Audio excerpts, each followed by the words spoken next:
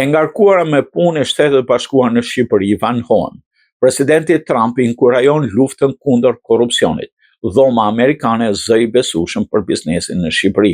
E ngarkuara me punë e Shtetet Bashkuar në Tiranë, Nancy Van Horn, vlerësoi rolin e kontributin në dhomës amerikane të tregtisë në Shqipëri në ceremoninë e 25 vjetorit të saj. Van Horn tha se dhoma amerikane përfaqëson tashmë 267 kompani, duke cilësuar këtë një arritje të jashtëzakonshme dhe një tregues për ndikim gjithnjë në rritje. Dhoma amerikane është bërë një nga zërat më të besueshëm dhe më të respektuar në peizazhin e biznesit shqiptar.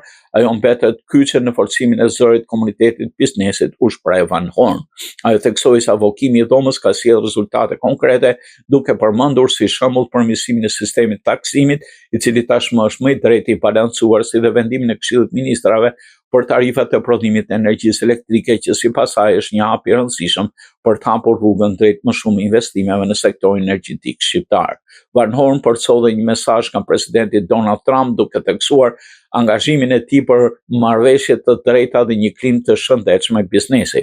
Presidenti Trump inkurajon marrëveshje të ndershme që garantojnë konkurrueshmërinë, luftën kundër korrupsionit dhe transparencën. Kjo jep mundësi bizneseve të kenë sukses dhe të rreqin më shumë investime amerikane në Shqipëri, theksoi ajo. Ceremonia e 25 vjetorit të dhomës amerikane të tregtisë ndodhi përfaqësues të qeverisë, komunitetit, biznesit dhe diplomacisë.